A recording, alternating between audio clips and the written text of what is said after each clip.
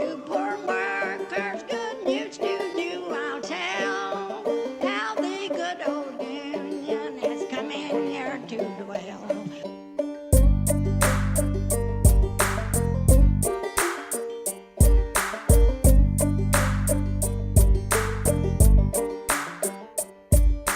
Go to Harlan County, there is no neutral there.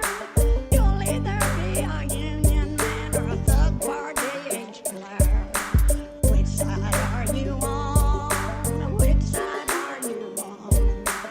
Which side are you on? Which side are you on?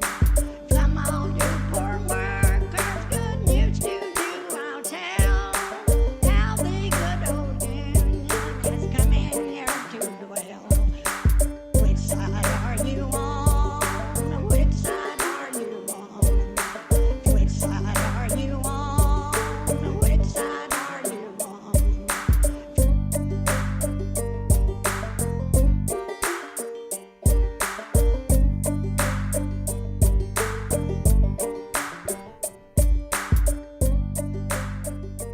Hey, good morning, y'all. Welcome to the Valley Labor Report. My name is Adam Keller, and this is Shop Talk, our new Thursday morning episode we're producing every week with a focus on labor education, history, and training. It's Thursday, June 1st, and we're broadcasting live from Spice Radio Studio in the heart of the Tennessee Valley here in Huntsville, Alabama. Every episode is live streamed on YouTube and Facebook and is released on your favorite podcasting platform in the coming days. Today on the show, we'll be chatting with Brother Chris Townsend and his work in recovering some of labor's hidden histories. Really looking forward to this conversation today. Just a reminder that the Valley Labor Report is a working class media collective dedicated to lifting up labor struggles throughout Alabama and across the South. We bring you Alabama's only union talk radio show every Saturday morning, with the first half from 9:30 to 11 a.m. live on FM radio through WVNN here in the Huntsville listening area. The entire program is online via Facebook, YouTube, and podcast, and portions of the program are replayed on WZZA in the Shoals and WHIV out of New Orleans.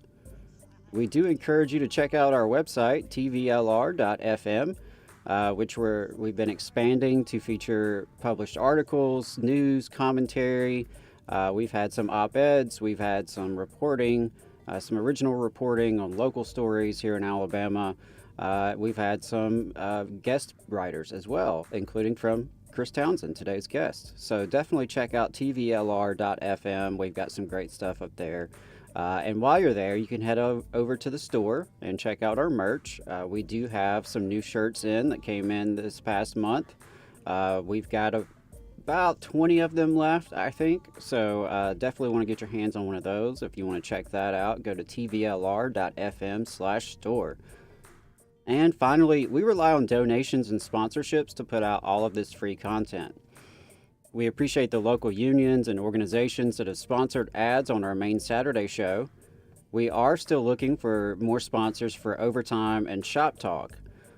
We do have Labor Notes on board as our very first Shop Talk sponsor, but we'd love to have a couple more to sustain the series for the long haul. So beyond unions and allied organizations, we're also interested in other media outlets, union print shops and vendors, book publishers, really anyone who might be interested in reaching an audience of union activists and allies. So if you're interested in becoming a sponsor, or if you have ideas about potential sponsors, definitely hit us up. And as much as we love and appreciate our sponsors, our single biggest source of contributions comes from listener donations, from folks like yourself who are listening who chip in a couple bucks. You can make a one-time donation or a recurring contribution at tvlr.fm/donate. We also have a Patreon if you prefer to donate that way, and we'll even take a good old-fashioned check mailed to our P.O. box, whatever works for you.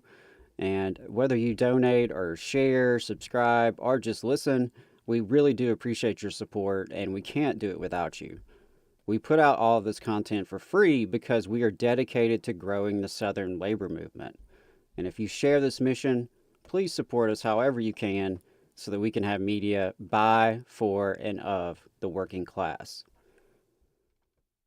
And at the Valley Labor Report, we are big fans of Labor Notes. Labor Notes is a media and organizing project that since 1979 has been the voice of union activists who want to put the movement back in the labor movement.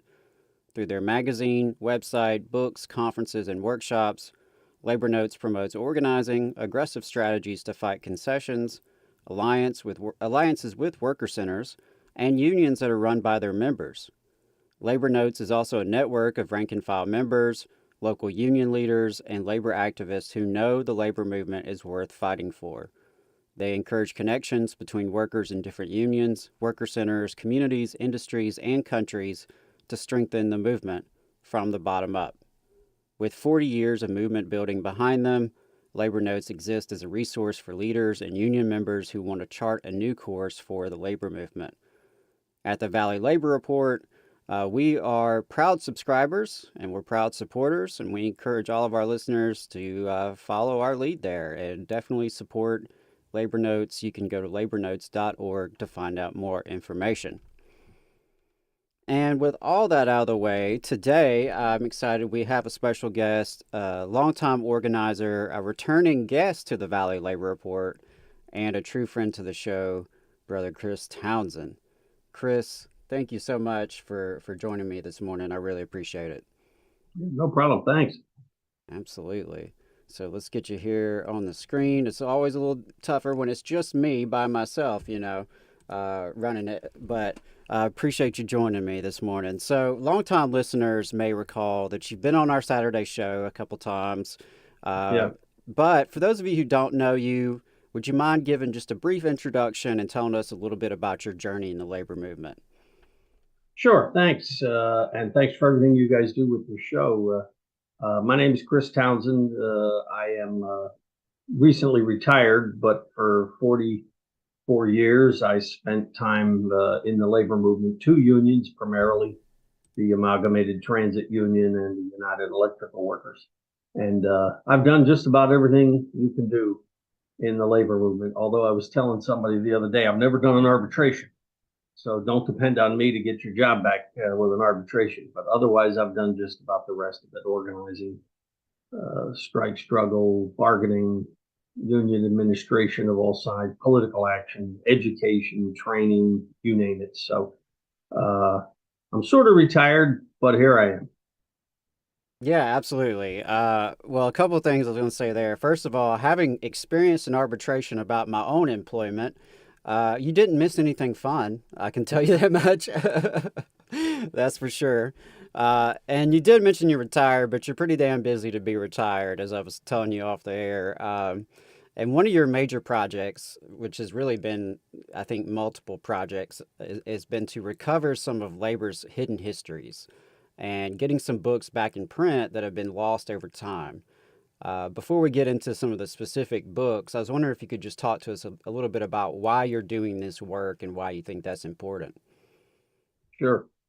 Like a lot of folks who are probably listening, I'm self-trained beyond high school. I didn't set foot in college. I know a lot of folks today managed to get into college a little bit, maybe, but it was never in the cards for me. And I was always a good student, but I was a good student on things that I was interested in. So once I went to work out of high school and I became interested in labor and political things associated with it, I realized I had a lot to learn. And back then, before the internet, this would have been the late 70s. If you didn't collect up every written word that you could find, every book, every pamphlet, every manual, every handout that there was, and kind of keep them, you were adrift. There wasn't a 1-800 union help back then. There was no internet. I mean, it's hard for folks to imagine. I have to remind myself what it was like. So anyway, I became a bit of a bookworm and a kind of a barstool professor in a way, and that was what served me very well. And I've, developed over the decades now a gigantic labor library and, extensive knowledge of where things are and where you can find out. And I've always just been motivated to spread that around to folks. It's of no use in my head. We need this knowledge of where you can do your homework and how you can get better prepared for your union struggles. You need to know that, and you need to actually access it. So the book reprinting has sort of developed naturally from that orientation that I have. Yeah, absolutely. Absolutely. And I really appreciate that about you, that you are someone who really does take it seriously, the mission to educate folks and to, if you receive knowledge, to pass it on and keep it going. And before we get into the first book I was going to mention, which is American Trade Unionism, that was really born out of something you were working on, the Inside Organizing School. So, could you tell us a little bit about that and how this book by Foster sort of played a role there? Yeah, it's I guess things do fit together over the years and decades. A book that I was introduced to as a teenager. It's the collected works of William Z. Foster called, or this version of it is referred to as American Trade Unionism. And I had a copy from the late 70s when I had first come upon it. And it was one of the most influential books for my life. It explained, why the employers do what they do, why the unions sometimes do or don't do what they do, the role of the membership, the role of the left wing. I don't have any problem being identified as a left winger. What's the role that I need to play, should play, can play? I mean, this book was like a roadmap for me. So anyway, many, many, many years later, in 2017, we started an organizing and training school for union organizers, at that time under the umbrella of the Amalgamated Transit Union. And I just insisted at that time that that book, American Trade Unionism, be brought back into print so that it could be essentially the unofficial text of our school. There's a lot of different training schools you can go to. Adam, and they're nice. They're social justice, peace and love, community oriented.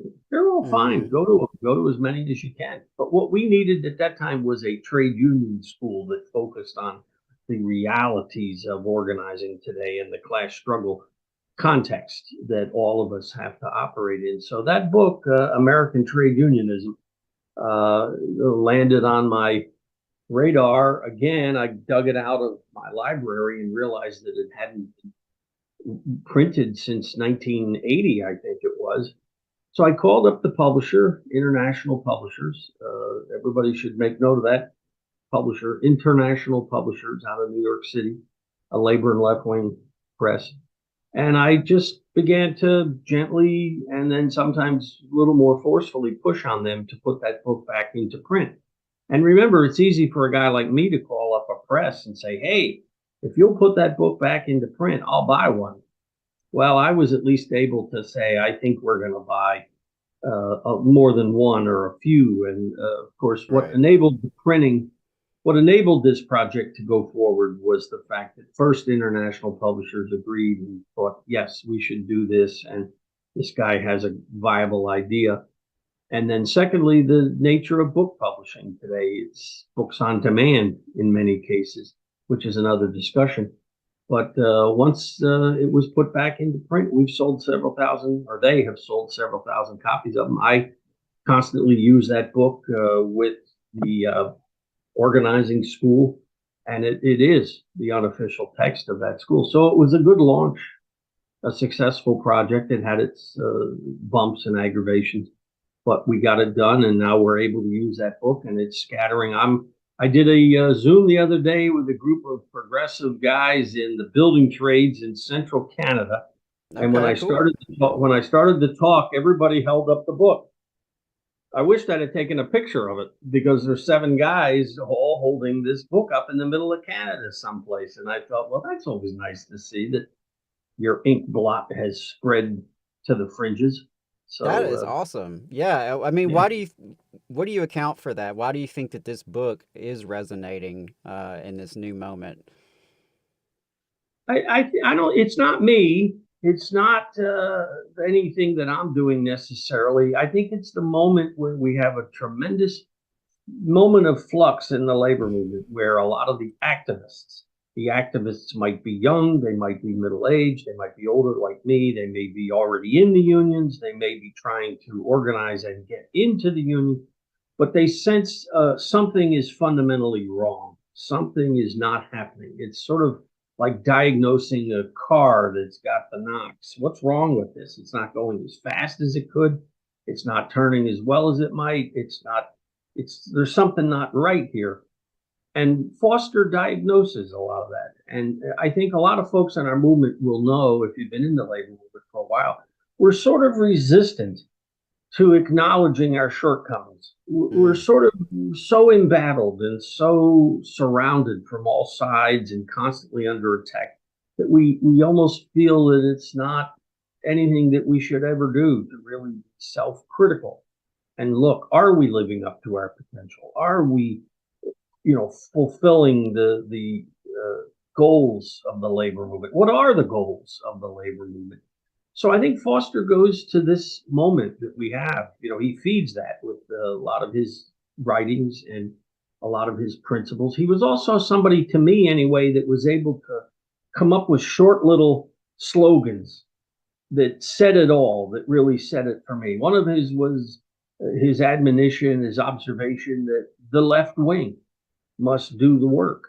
The left wing, what does that mean? The left wing within the labor movement. It's always the radicals and the militants and the folks who are most driven and most animated by trade union principles that do the work.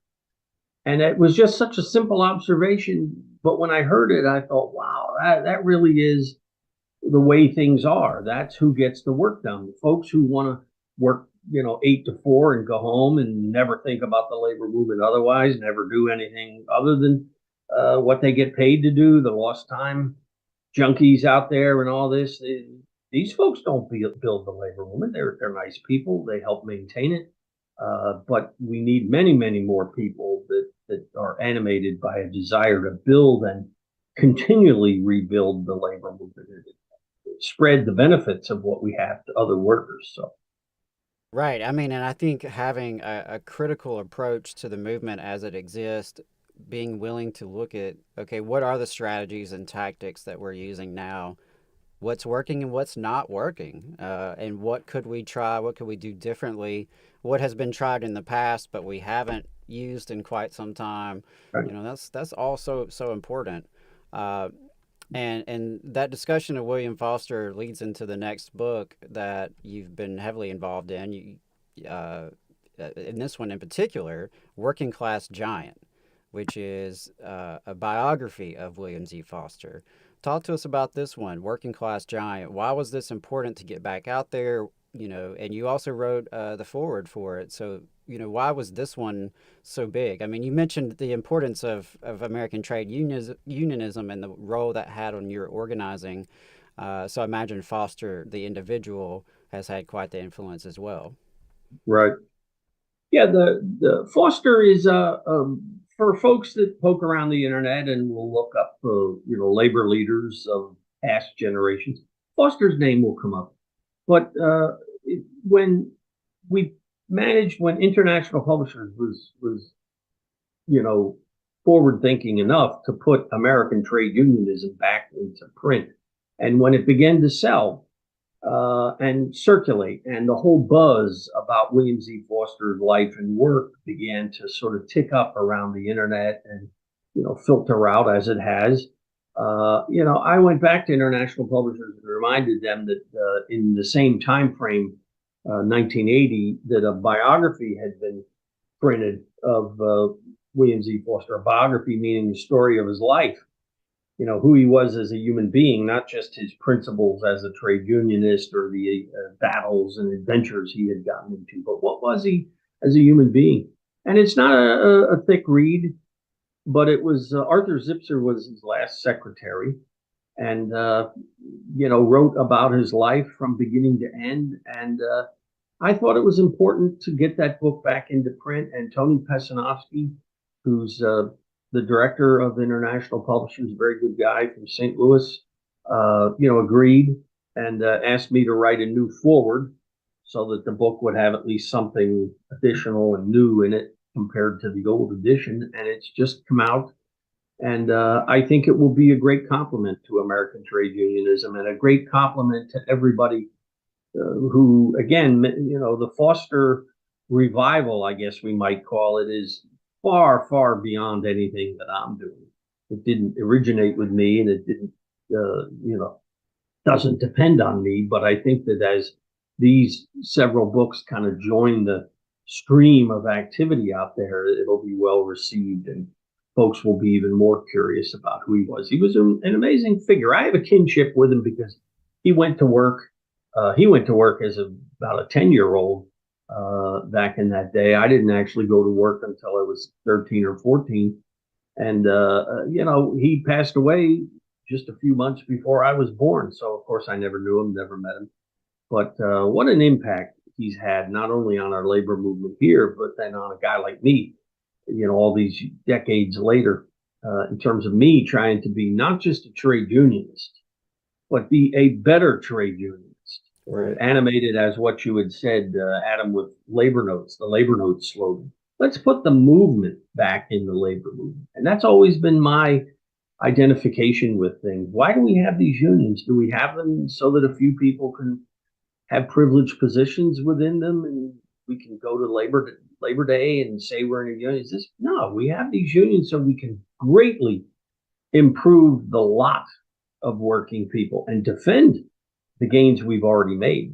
And I think eventually, I have a whole story, a whole daydream about where I would like to see the labor movement go in terms of its power and its influence in the country. But I think that coming back to the Foster biography, people will be interested in this. It's Working Class Giant by Arthur Zipser. Working Class Giant by Arthur Zipser, again, published by International Publishers in New York. Yeah, I think that is a great companion to the work that you got put out previously. To get to know the man a little bit with the principles. But yeah, I really appreciate what you're saying here because I think it is so important, and that's why labor history is something that I'm passionate about. I'm passionate about it in terms of the high school level and young people being exposed to labor history. But for those of us who are in this movement or consider ourselves to be in this movement, I think we have a responsibility to continually educate ourselves and always be learning. Always look back at our history to see what we can learn from, because we're not the first people to have these thoughts. We're not the first people to struggle with the boss. We're not the first people to struggle with right-wing politicians. Or sellout bureaucrats, or whatever the situation may be. Our brothers and sisters who came before us have been there, and they learned from it. They lived through it. Some of them didn't live through it, and so those are lessons we can learn.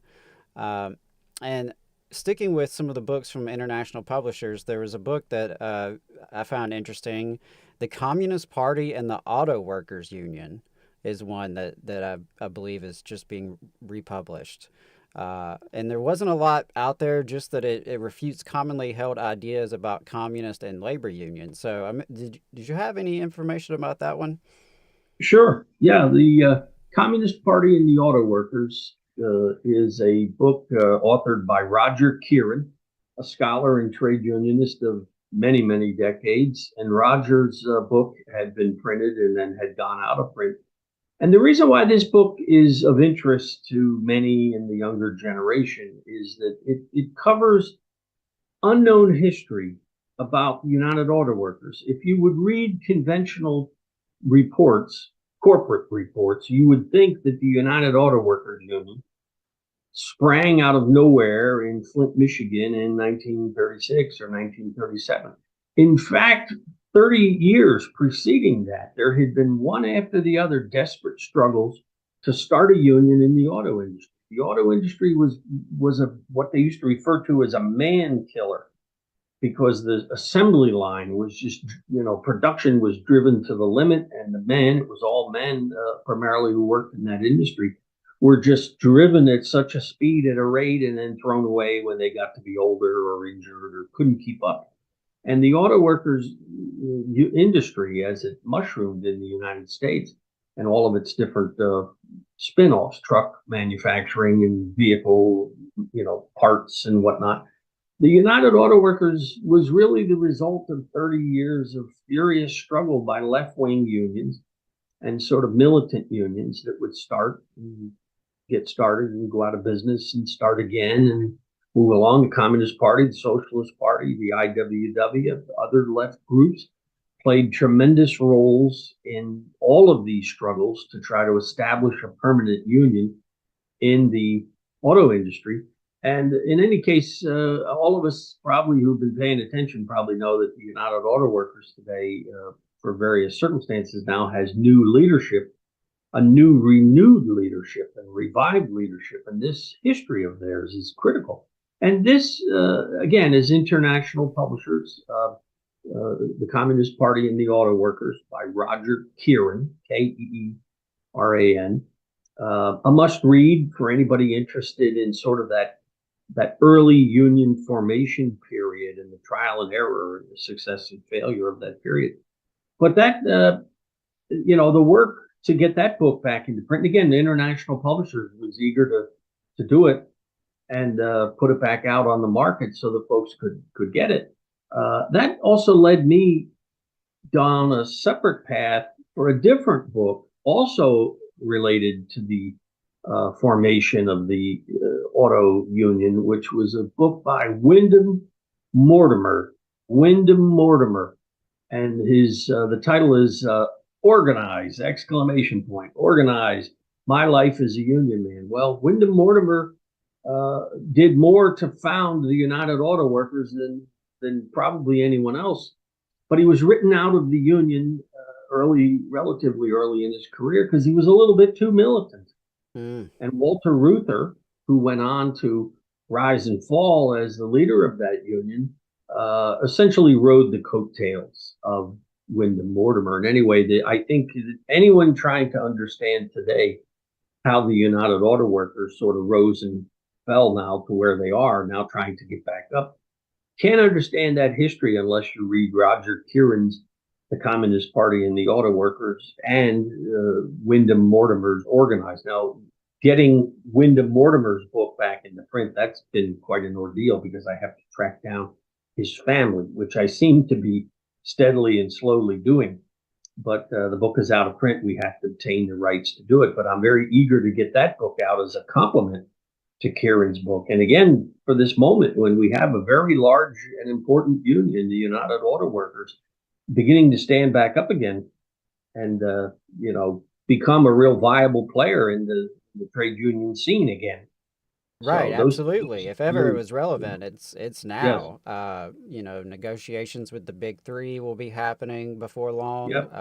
It's going to be interesting to see what happens with this new reform-minded president and the reform caucus that, swept these historic elections. So, yeah, very, very timely, very timely. And something else that, that book in particular brings up for me is that I think we shouldn't hide from the history of the left in the labor movement. There's a tendency to do that, I think, among the establishment and the unions to, I think, pretend that the communists and the anarchists and the socialists just never existed, that they never had a role, that they were never there. And I get that it's controversial to acknowledge them. There are probably people, in my life who would prefer I not talk about them. But it doesn't do us any good to pretend it didn't happen. We have to, Adam, to talk about the labor movement and its origination and its foundation and its even today its continuing vitality. To speak of that without mentioning leftists of all the different stripes is akin to trying to talk about Christianity without talking about Christ. right. They're the foundational force and remain the vital energy, forward energy in the labor movement. And it doesn't mean that they're the only force, of course.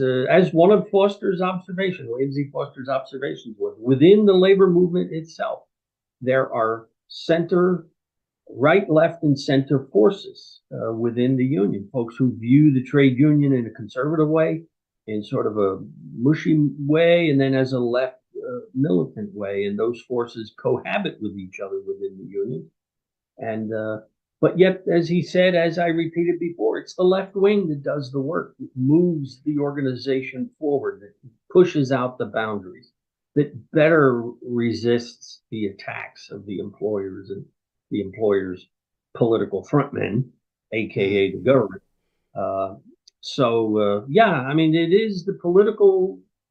You can look at beginnings, the originations of practically all the unions in the United States, and in one way or the other, their roots were driven by either socialists or anarchists or communists or plain and simple militants or just sort of anti-corporate type minds. Of course, I point out to people, conservative people don't start unions. Right. People that live in the middle and can't make up their mind, they don't start unions. Folks that are decisive and want to confront injustice, they start unions. Right. Absolutely. Absolutely. There was a book on here that I thought was interesting that I was not familiar with, which, well, the last two I wasn't familiar with. And one was The History of the Labor Movement in the United States, Volume 11, The Great Depression by Philip Foner. Uh, I was a little surprised that that was out of print, actually, but uh, it looks like it's going to be, a pretty hardcore analysis of the Great Depression era labor movement in particular. Right. And Well, why do you think that's relevant? yeah, no, it's a little bit more expansive of an explanation. That book ends up being volume 11, if you can believe it, volume 11 of a history of the labor movement in the United States. This is one of the sleeper, must reads for anyone in the labor movement, either hoping to or trying to play a role in protecting, advancing the labor movement. It's Philip Foner, Foner, History of the Labor Movement in the United States, volumes 1 through 11, and also International Publishers in New York. And International Publishers, from its first volume of Foner's book, printed it, which was, I believe, 1948. And what Foner does, he was just a remarkable scholar and labor historian. He traced the history of the U.S. labor movement from the colonial period up until when his health failed and he finally passed away. And he had been able to track it all the way up through the Great Depression. Wow. He passed away in 1990, I believe. But what a titanic, epic undertaking for him to do this. And it's become in many quarters a gold standard of understanding the comings and goings of the labor movement over those 200 years. And in any case, during my collaboration with international publishers about the Foster books, it came to my attention that there was a potential volume 11 at that time. There were only 10 volumes at that time that had been printed and marketed, put out for sale, but it was made, I was made aware that there was maybe a volume 11. So a small collective of us got together and went back to International and worked with them, took possession of the notes, the manuscript that there was. It took some effort on our part, but again, a collective effort to shine up what was a draft manuscript of Phil Foner for volume 11. And it was finally released, The Great Depression. I guess in some ways for all of us in the collective, Walter Tillow and Roger Kieran and Joe Jameson and Mike Scheinberg and a few other folks who did all this work to get this book presented. And then, of course, Tony Pesanovsky and Gary Bono and international publishers helping and supporting this project to get it out.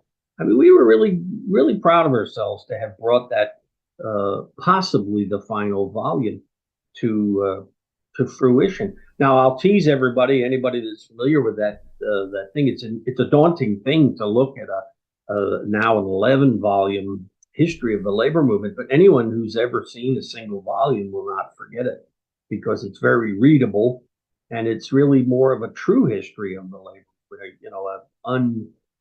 uncensored, unexpurgated history of the labor movement, written from a worker's standpoint and not the college professor's viewpoint or a corporate viewpoint. Right.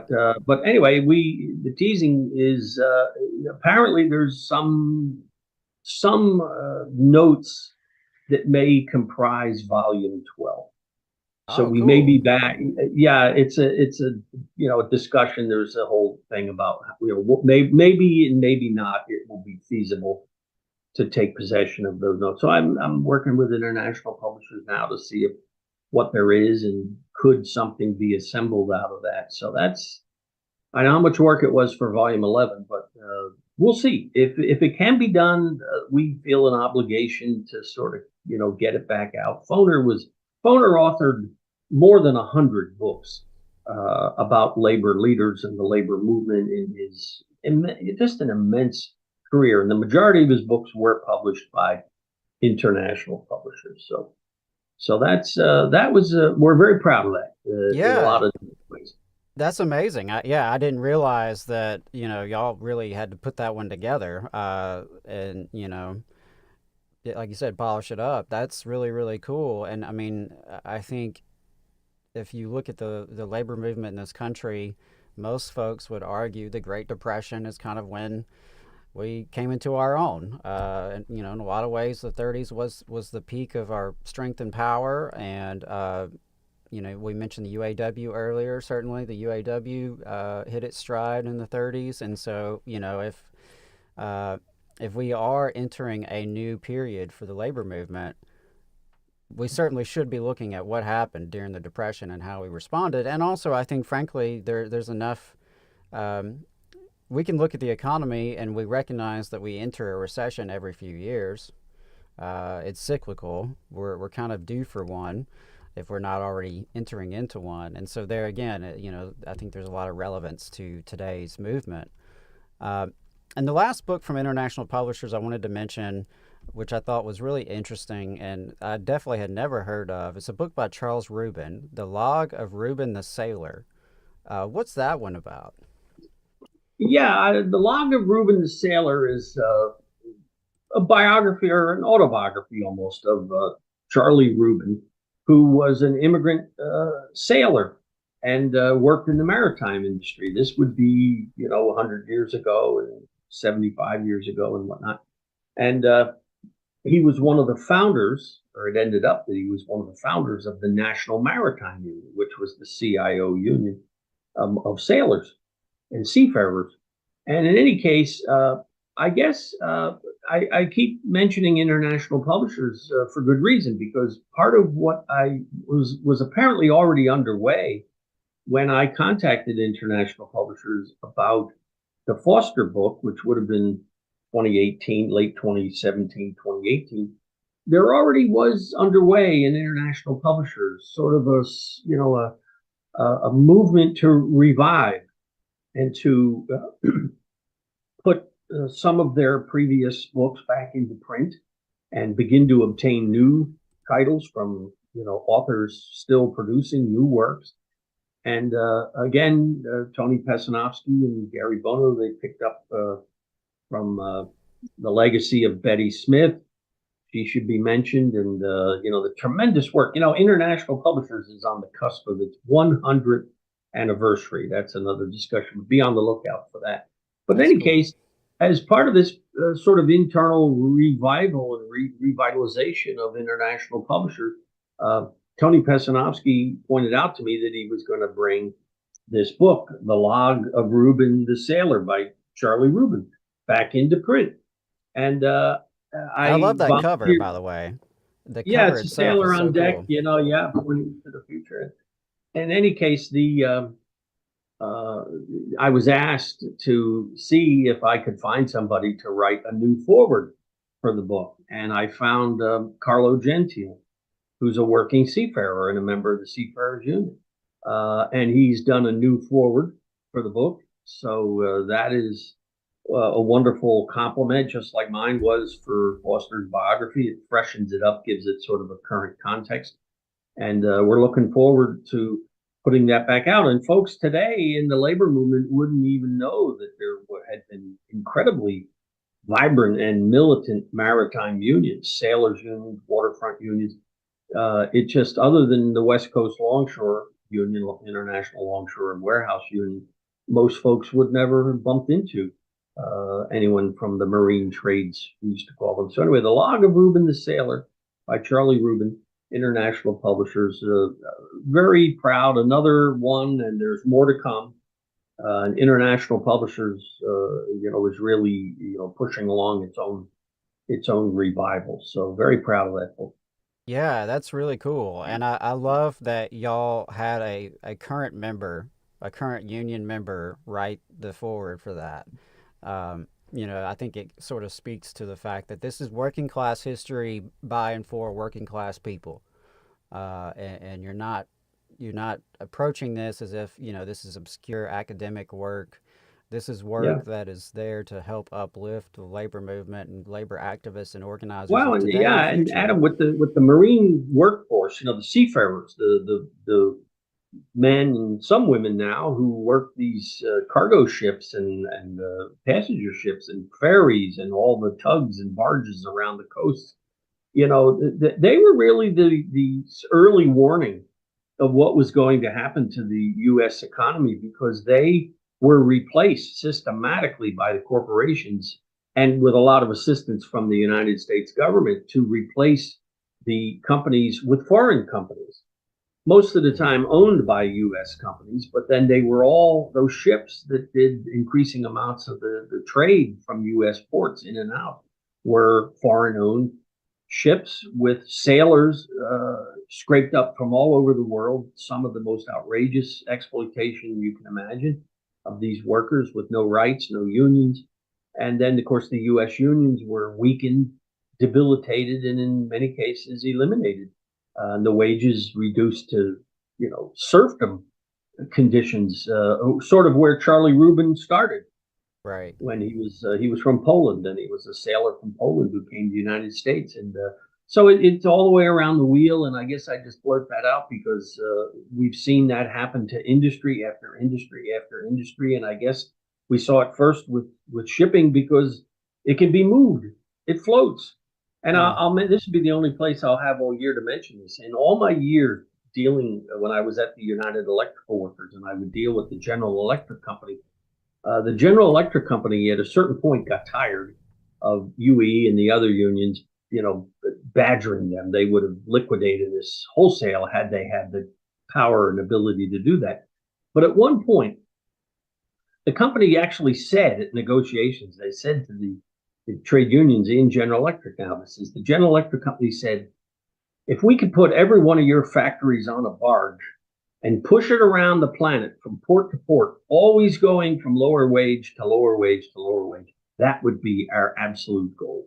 That would be Wow. our absolute perfect. Yeah. And for us to hear that, that's quoted in many places. It's I like mean, it, but to hear it is that's something right. To else. hear it right out of their mouths, we would just take your job and push it around. And of course, what they did done instead is to bring it down on us here in a somewhat different way. But the result is the same: mass Right. impoverishment of the working class, tremendous enrichment of the corporations. So yeah. So anyway, the log of Charlie Rubin, or the log of Rubin the Sailor by Charlie Rubin, again another international publisher product. Yeah, and I know there's a few others that you're actually working on. I don't know how much you want to speak to any of those, but you've got quite a few that you're working on. You're tracking down living heirs of the authors. You're trying to get permission for reprints and all that. So, anything you want to say about those that you are working on? Any in particular you kind of want to tease out that might be really interesting to folks? Yeah, maybe folks around the labor movement, one of the lesser publicized but still well-known books that circulates around for decades now is a book called Labor's Untold Story. Labor's Untold Story. And it's a book of sort of a short compendium of history of the U.S. labor movement that was done by two progressive researchers and professors, and it ended in 1955. In other words, their historical view stopped when they printed their book in 1955. My union, the United Electrical Workers, put that book back into print in 1970. I guess I'll say that this whole notion of being able to get lost works back into print, I guess it was always on my mind because within UE, it's always taught to folks that, hey, this book had been lost. But the leadership of UE in 1970 brought it back into print because they had been walking the picket line of the National General Electric strike in 1969, early 1970, and realized that the new workers coming in just had no access, didn't know very much or anything about the U.S. labor movement. So they put that book back into print. It has now gone through 29 printings since 1970. The union really doesn't make any conscious effort to promote it. I do it quite a personal project to circulate it and sell it and move it around. But anyway, the project that I'm working on there is to see if we can find a capable writer to update it, because again, it cuts off in 1955. So it's my goal to see if we can find somebody to produce some kind of a final chapter, so to speak, to bring us up from 1955 to something like the current day, and then repackage it. And the next time that UE reprints it, we could have a new and improved edition. So it's a major project. We had actually monkeyed around with this 15 years ago, and for various reasons, we just couldn't execute the project. But that's a variation, I guess. It's a modification of the book, and updating of the book, and then a relaunch of the book. So I'm very happy to be involved in that one. I guess some of the others that I've worked on, some folks may have heard the name of a famous labor activist and author, Len Decoux, Decaux. Len Decoux. He's from New Zealand, came to the United States, was initially in the IWW, and eventually became a stalwart activist in the Congress of Industrial Organizations. He was the publicist. He was the head of communication for the CIO. And he wrote a book called Labor Radical, that has been out of print for decades. And I'm in the process of tracking down some of his heirs to get permission to put that back. He's also written a book that International Publishers owns. It's called The Living Spirit of the Wobblies, the IWW, The Living Spirit. Yeah, now this is one that I'm optimistic in my collaboration with International Publishers that we'll be able to get that out probably sooner than Labor Radical, because they already own it and would just have to reprint it. But it's Len Decaux's history of his time in the IWW and sort of the rise and fall of the IWW. And of course, the IWW today still exists and is experienced quite a revival of its own. And this book would, I think, be very vital for some of the folks that are, learning the history of that union, the role that it played, the what it contributed to our labor movement, which was a tremendous amount, and still does. So anyway, that one leads to the other, I guess, right. When you have, this going on. The other one I guess I'll mention is, and I think I had put it on that list that I sent to you, because of my work with so many of the young activists, that's another story, but I have tremendous ongoing contact with what ends up being hundreds per month of these usually younger than me, trade union, activists, members, and leaders. There's a huge rebirth of progressive activity in the teachers' unions. There's two teachers' unions in the United States, the American Federation of Teachers and the National Education Association. If you put the two unions together, it's the largest block of trade union members in the United States. There's probably something in excess of 4 million members of the two teachers unions combined. It may be more like 5. I mean, a gigantic sector. We probably don't think of it that way in the labor movement, but this is a thing. So a woman by the name of Marjorie Murphy wrote a short history, short enough. It's, it's scholarly, but it was not 11 volumes, thank goodness. But she wrote a book called The Blackboard Unions, and it was printed in 1990. But of course, the book's gone out of print. The publisher's no longer interested in it, and I can't do anything until I find Marjorie Murphy. So if anybody knows Marjorie Murphy out there, she was a retired professor from Swarthmore, and I have done, you can't imagine the things that I've done to go looking for her, phone calls, letters. I've spread the word amongst the academic community. I will find Sister Murphy. I venture to say when I do, she'll have a smile when somebody reminds her that, yeah, there's a gigantic audience out here for her book. And I should also say, the reason why I got excited about this was not because I thought it was a good book. I've never read the book. I have a gigantic library. Different people will ask me, have you read all these books, Chris? And I say, well, you know the answer to that. The answer is no. I picked it up because I knew the role of the teachers unions play. And I had extra copies where I had picked them up used. And again, this large diaspora of young activists, one of them is a former staff member of mine, a woman I trained, and now she's a school teacher in Chicago, belongs to the Chicago Teachers Union. Abigail Agresti, shout out to Abigail. She will fall out when she finds this book and have this sense of her own history when I'm able to get it done. But anyway, I ran out of the used copies that I had. And what you find out with the used book business is as the books go out of print and the copies sell, the price algorithm sends them into the roof. So if you want to try to buy this book today, there's one or two for sale, you're going to spend $175 for that book. And that obviously nobody's going to buy it. So in any case, I couldn't be more excited about that particular book because it does have such a gigantic audience out there of activists in that union. Think of all the graduates teaching student positions that are unionizing today, you know, having an understanding of those two primary unions in the industry would be an amazing thing. So I'll keep you posted on that one. You know, Definitely again, do. Marjorie, we're looking for Marjorie Murphy. And then hopefully we can get her permission to reprint. That would be fantastic, and that's definitely one that is close to my heart. You know, I don't know if you remember me telling you a little bit about my background and working with education. Yeah. So, Yeah, here it is. you know, that's awesome. That is awesome. Yeah. You know what? I think I remember seeing a copy of that somewhere in old Alabama Education Association closet somewhere.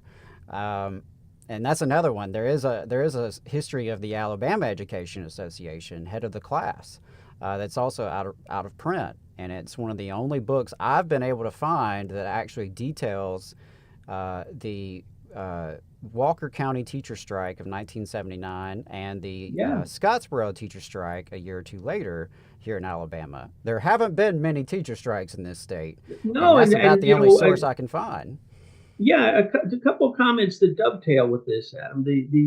The teachers' unions aren't just large because there's a lot of teachers. It's a fighting union. It has gone through processes of ups and downs and growth and contraction.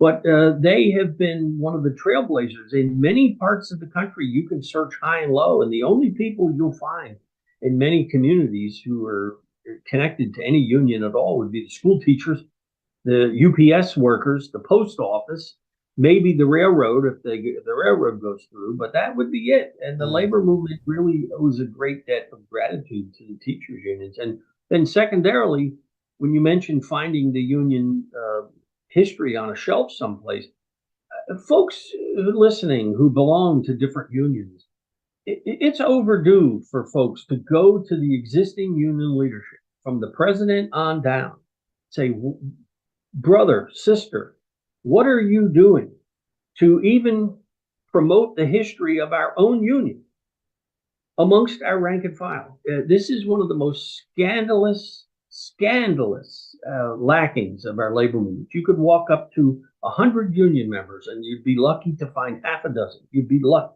to find half a dozen out of 100 who could give you any substantial notion of where their union came from, who started it, what were the struggles that the early leaders had to go through, what was the context, what were the success stories, what were the valiant battles, what were the defeats of the union. And I know in my time at the Amalgamated Transit Union, there is a history that was done for their 100th anniversary, but that was 30 years ago.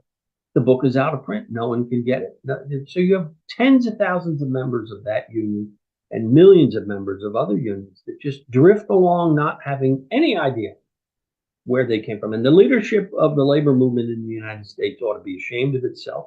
I have said that to their faces. They generally don't like it, but I'm sorry. This is something that they can do. They are in possession of resources and abilities to do these things. You know, that's an interesting aspect to all of this. What are the unions doing? What are the trade unions doing to promote an understanding of their own history. And I'm not talking about out to the community at large, going on television, coming on your show. I'm talking about what's being done within these unions so that the leadership would speak to just the membership of the union to convey this history and this Yeah, understanding of things. So it absolutely. Absolutely. I mean, amen, brother. Seriously. As a former history teacher, um, I've been amazed by that there's just such a lack of history of our own organizations that were built through struggle, tremendous struggle and sacrifice. And so I really, really appreciate your comments there, and I couldn't agree more.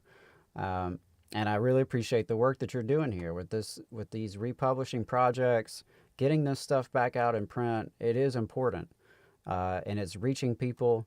And I really, I value the work that you're doing as a student of thanks. history and as an activist in the labor movement. I really do appreciate it. I think you're doing great work. And Yeah, uh, no, Adam, you know what? The boss, and the politicians. What are most of the politicians? They're the boss's politicians. They're not ours. That's the problem in this country. So why would any of us think that the bosses, the employers, or the employers' frontmen and women in the political realm, why would any of us think that they would want to tell the true story of what we have accomplished out here?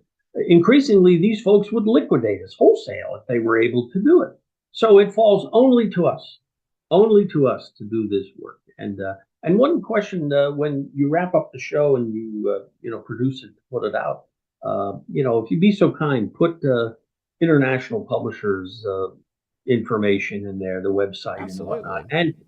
And you may not want to do it, but anyone out there listening, taking this in, that has any particular book that they're interested in, put my email in there, Adam. And I do hear from folks who say, "What do you think about this book?" Or "Why can't I get this one?" Or "Do you have any idea how we might, have extra copies located of this?"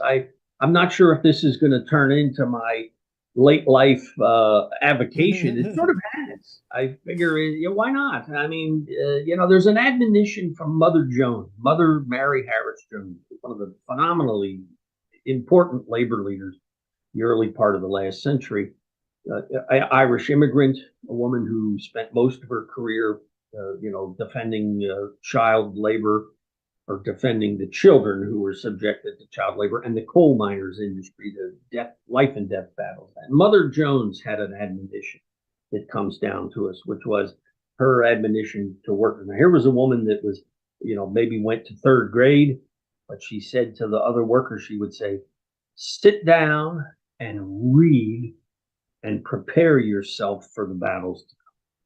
And she wasn't referring to you reading Soap Opera Digest or reading a Hollywood magazine. She was expecting you, the context of her remark was so that you would read the real history, the fighting history of the labor movement, so that you as a worker could be better prepared for this showdown that always comes. I always say there's a 100% chance of a showdown in a worker's life with their boss.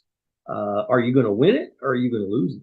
And if you have a union, you have a much better chance of winning it than not. So Mother Jones, and I will say Philip Foner, I had mentioned Phil Foner. He had done a collected works of Mother Jones, which is also out of print. That's one we need to bring back. The autobiography of Mother Jones is available. If you go online, you can find the autobiography of Mother Mary Harris Jones. Mother Jones, again, needs to be better circulated and, have folks made aware of it. But what a tremendous woman she was as an Right. old lady, Right. to take on bosses and walk picket lines and go stir up support for striking coal miners. And she would go rescue little children being, worked to death in textile mills and other hellholes. So why wouldn't we want to, promote an understanding that this woman really gave her all? Good example for us to follow. Absolutely. Absolutely. Well, Chris, did you have anything else, or because I think that's a good place to leave it with Mother Jones and some inspiration to read for the battles ahead. Yeah, sit down, read, prepare for the battles ahead. Go online, Look for international publishers. Look for those books that I talked about. Look for Labor's Untold Story, that book, which is sold by the United Electrical Workers Union, ueunion.org. And You shout can out buy to UE for it. doing that. Yeah, Seriously. really. UE is probably the only union that I'm aware of, and there could be that I'm not aware of. I want to be careful with that, but I don't know of another union that produces a labor book for any member, including its own members, to read and become better educated about this. So anyway, yeah, I appreciate you having me on, and I think everything we can do to promote the history of our movement. And the final thing I'll say is for the naysayers, for the folks who say, "Well, Chris, people don't read anymore," and if they do read, they read on their phones. Well, baloney, baloney.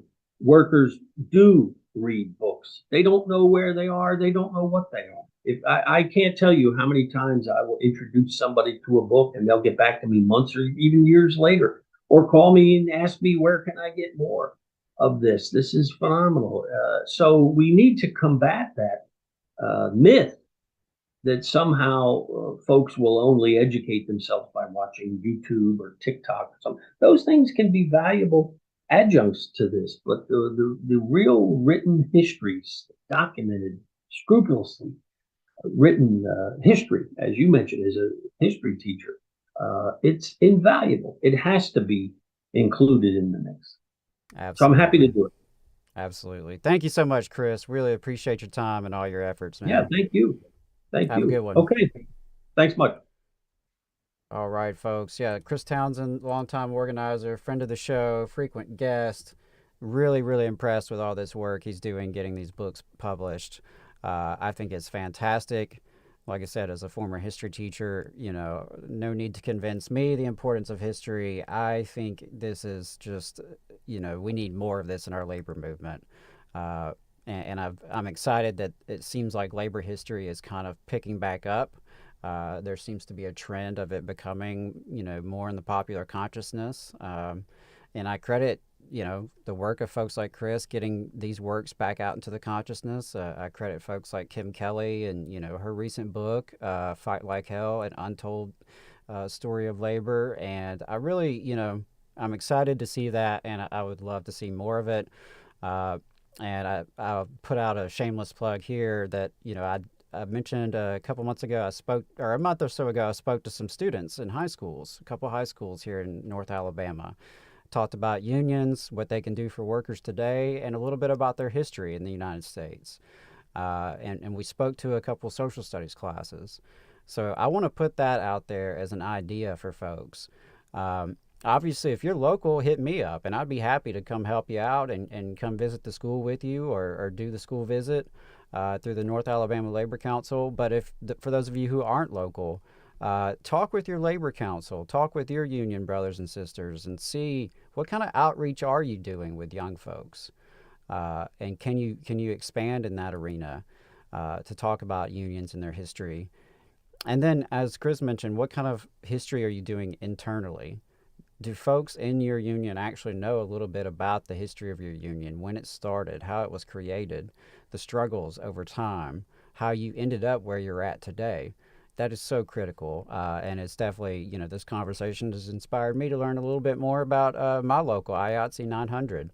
I definitely am going to be talking to some of the old timers and, hear some stories and get some more information, because I think it's important we know where we come from. So, with all that said, I am going to wrap things up this morning by sharing a couple training opportunities from Labor Notes. They do have a workshop in June, What to Do When Your Union Breaks Your Heart.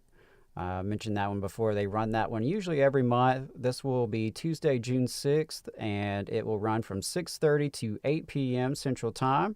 It's online, it's through Zoom, and it is free. So check that out if you are interested. And also, they will be having their Secrets of a Successful Organizer June workshop series. So if you missed it last month, they are bringing back Secrets of a Successful Organizer. It will run on Wednesdays from 6:30 to 8:30 p.m. Central Time on June 7th, 14th, and 21st. So you still have time. It's June 1st today. If you're listening to this a couple days later on the podcast, you still have some time to get signed up for that. I couldn't recommend it enough. If you are at all interested in learning more about organizing, particularly in the workplace, or whether that's inside your union or creating a new union, or just learning more about how to be an organizer, I really recommend Secrets of a Successful Organizer workshop series with labor notes. It's only $15 for the entire series, and for $30 you can get the series plus a 1-year subscription to Labor Notes magazine. So I do recommend that very much. So that's it, folks, for the 13th episode of Shop Talk. Hope it was worth your time, and I really appreciate everyone listening. If you enjoyed it, please share with your network and make sure you're plugged into our work.